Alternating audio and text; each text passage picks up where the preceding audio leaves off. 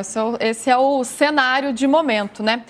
Bom, gente, e no sábado tem outro jogo válido pelo Campeonato Brasileiro, porque o Palmeiras enfrenta o Juventude, jogo atrasado pela 12ª rodada, e aí tem a chance de abrir 3 pontos para o Flamengo, né? O Palmeiras que reassumiu a liderança, hoje tem 25 jogos, enquanto o Flamengo tem 26 jogos, eles estão empatados em número de pontos, então o Palmeiras tem essa possibilidade de abrir 3 pontos para o Flamengo nessa partida atrasada. Seria até, pelo ponto de vista do Palmeiras, o momento ideal por enfrentar um time que está lá embaixo na tabela, né? O Juventude é o penúltimo colocado. Mas, por outro lado, o Abel Ferreira tem muitos desfalques para essa partida. São 7 desfalques. Estão eles aí, ó, Vitor Roque, que está suspenso, fica sem a dupla de ataque, a dupla que tem feito tanta diferença, tanto sucesso, porque está sem o Vitor Roque e também o Flaco Lopes, que serve a seleção argentina nesta data FIFA, e junto com o Aníbal Moreno também. A Aníbal está na seleção argentina. Agora, quem está fora pela seleção do Uruguai? O Emi Martínez e o Facundo Torres também. Gustavo Gomes está na seleção do Paraguai. E o Sousa, que havia sido convocado para a seleção paraguaia, mas foi cortado por conta de um edema na coxa, então por uma questão física. Ô Rodrigo, para você, o Palmeiras enfrentando o Juventude, né? Quanto pesam esses desfalques? Ou o conjunto que o Palmeiras tem hoje, né? Todo o elenco que o Palmeiras tem, tudo isso é suficiente para encarar o penúltimo colocado do Campeonato Brasileiro? Não, acho que pesam bastante, sim, Luiz. Se a gente analisar, eu vou voltar algumas rodadas. O Palmeiras, não sei se vocês lembram, ganharam do Fortaleza, né? Em casa, jogando com o time reserva. Começou o jogo com o time reserva e entraram os titulares só no final. Aquele jogo contra o Fortaleza, que é um time que está na zona de rebaixamento, assim como o Juventude, o primeiro tempo do Palmeiras, o Palmeiras teve muitas dificuldades, sem jogar com os seus centroavantes, né? Ele tinha ali, você via que a engrenagem não andava, o time não andava, era uma coisa ali problemática, acabou fazendo um gol foi de pênalti, e aí depois tomou um empate, aí só no segundo tempo que consegue ter um início melhor de segundo tempo, e depois, quando entra principalmente a cavalaria, como a gente chama, é que o jogo, e aí você tem a goleada contra o Fortaleza. Então, o time sem os seus dois principais centroavantes, e hoje são os atacantes que mais fazem gol no Brasil, né? Estão até hoje num momento melhor do que o Caio Jorge, por exemplo.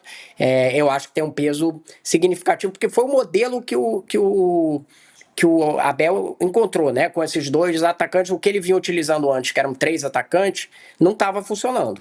Então eu acho que tem um desafio, sim. Agora, é o melhor adversário, é um dos melhores adversários possíveis para você ter esse desafio. O Juventude, quando joga fora de casa, tem sido uma água inacreditável, né? E tem uma vantagem para o Palmeiras, que o Juventude tem ido muito mal em bola aérea, em defesa de bola aérea. Inclusive, tomou uma goleada para o Flamengo, um monte de bola aérea, né?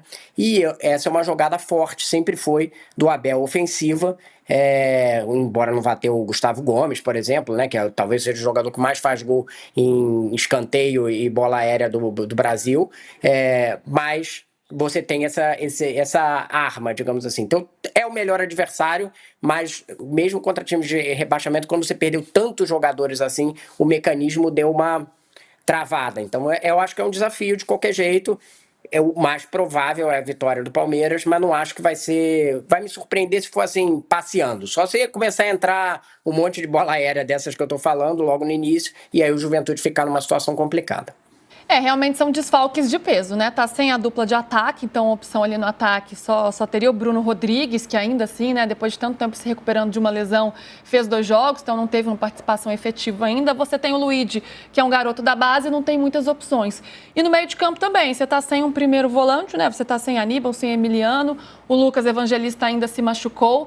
Dá para armar um time competitivo mesmo assim, Mauro, para enfrentar o penúltimo colocado do Campeonato Brasileiro? Como você vê o Palmeiras nesse confronto? Eu vou muito na linha do Rodrigo. Acho que o jogo ele pode ser um pouco mais complicado que o normal por conta dos desfalques, né? Que são desfalques que mexem muito com a estrutura do time. Mas, de fato, o adversário ideal, inclusive o Juventude, vem meio que desanimado, pelo menos em tese, porque tomou uma virada do Fortaleza num confronto direto ali, tentando pontuar ali na zona do rebaixamento dentro de casa. Então, vem de uma derrota difícil, perdeu pênalti, né? Então, é um momento talvez melhor ainda para enfrentar o Juventude. Mas vale lembrar que quando a CBF fez a alteração no calendário, uma alteração absurda, antecipando rodadas do Campeonato Brasileiro, empurrando a Copa do Brasil para depois do Brasileirão em dezembro, o Palmeiras, o Flamengo e o São Paulo, que também estava na Libertadores naquele momento, eles perderam aqueles meios de semana que teria a Copa do Brasil e eles não teriam que jogar porque já saíram dessa competição, né? E esses meios de semana viraram de rodada do Brasileiro. Isso forçou a realização desse jogo na data FIFA. O Palmeiras poderia jogar no meio de semana de campeonato de Copa do Brasil contra o Juventude, que o Juventude também não joga a Copa do Brasil. Tem 4 semifinalistas, né? Cruzeiro, Corinthians, Vasco e Fluminense. O Juventude não está nesse grupo. Então, o Palmeiras poderia jogar fora da data FIFA. O Vitor Roque cumpriria a suspensão automática no próximo jogo, que seria contra o Red Bull Bragantino, dia 15. Ou seja, mas o Flaco estaria em campo, então você não perde a dupla, perde um jogador. O Sousa, que foi convocado e cortado, poderia se recuperar até lá, até o dia 15, eventualmente, né, dependendo da gravidade da sua lesão.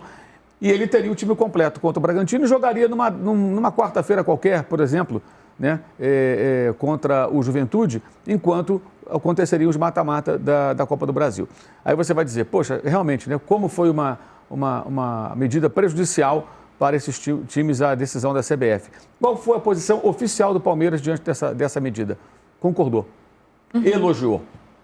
E o técnico também elogiou, em entrevista coletiva, o técnico do Palmeiras. Então, se o Palmeiras no sábado, eu não acredito que aconteça, tá? Eu não acredito que aconteça. Acho que o Palmeiras vai vencer o jogo. Mesmo que vença com alguma dificuldade, pelas razões, pelas circunstâncias. Mas se porventura perder ponto no sábado, não me venha tentar alguém controlar a narrativa dizendo que foi prejudicado pelo calendário e tal. Apoiou o calendário. E aí, para voltar ao início da nossa conversa, do programa, uma evidente desunião dos clubes. O São Paulo apoiou, sabendo que era ruim para ele.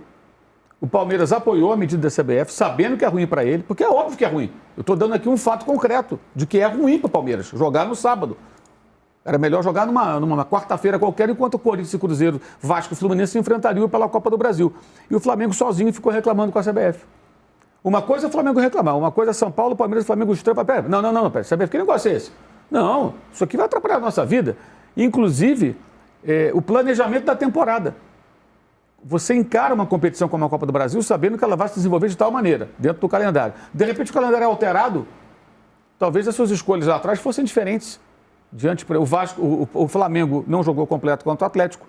O São Paulo não jogou completo contra o Atlético Paranaense, porque a prioridade não era o mata-mata da Copa do Brasil. Se soubessem que ela seria disputada só em dezembro, a fase final, será que eles não mudariam as suas estratégias? Talvez, não sabemos. Então, assim, uma mudança do roteiro no meio do calendário da temporada, o que eu acho um completo absurdo. Acho incrível como isso foi assim, enfiado goela abaixo, quase todo mundo ficou quieto. Então, sábado o Palmeiras faz um jogo na data FIFA e ele concordou com isso, porque ele achou... mas não adiantaria reclamar, pelo menos se posicione. Mas por que concordou com a CBF? Isso que eu não entendo. Né? Eu devo ser meio ingênuo.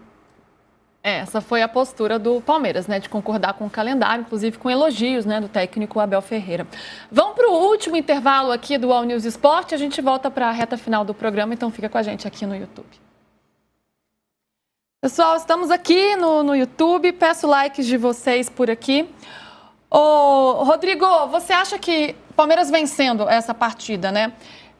O número de jogos começa a se igualar, a gente fica com uma tabela com menos asteriscos, eu confesso que eu prefiro, acho tão confuso, pontos perdidos, aproveitamento, acho que quando a tabela vai se igualando, vai ficando mais fácil para todo mundo visualizar. Mas se o Palmeiras vence essa partida, o que isso impacta na definição lá na frente do campeonato? Você acha que o Cruzeiro vai saindo dessa briga, fica mais complicado para o Cruzeiro de estar nessa disputa com os dois, Palmeiras e Flamengo? Luísa, acho que primeiro que o Cruzeiro está fazendo um campeonato incrível, né? Assim, tem investimento, mas é um time muito bom, tá numa posição...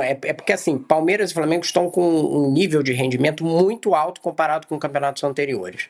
E aí eu acho que fica difícil para o Cruzeiro seguir, né? Se fosse um campeonato mais normal, digamos assim, pontuação, o Cruzeiro talvez disputasse o título até o final. Como não é muito normal, porque está com um parâmetro muito alto, eu acho que o cenário muito mais provável é o Flamengo e o Palmeiras continuarem disputando até o fim. Se o Palmeiras ganhar, vai abrir 3 pontos para o Flamengo. Você vai ter mais ainda uma rodada depois, que inclusive no caso do Flamengo tem um jogo bem complicado contra o Botafogo fora. E aí depois você vai ter o confronto entre os dois, que a gente vai ter... O confronto entre os dois, às vezes, é muito legal do ponto de vista do campeonato, porque você fala assim, é como se fosse uma decisão e tal, mas assim, os times perdem muitos pontos nos outros jogos, para você considerar um jogo como decisivo. Eu acho que vai ficar essa coisa de rodada Palmeiras e Flamengo até perto do final. Não acredito numa resolução do campeonato com muitas rodadas antes, não. E aí no Cruzeiro, eu acho que ele não vai conseguir... Porque, inclusive, o Cruzeiro está com muita dificuldade em jogo em casa, né? Até pelo seu estilo, que é um estilo de marcação forte no meio de campo e sair em velocidade. Quando ele tem um outro time todo armado atrás, ele tem dificuldade. A gente tem um minutinho para voltar, Mauro, mas acho que dá para falar sobre a participação do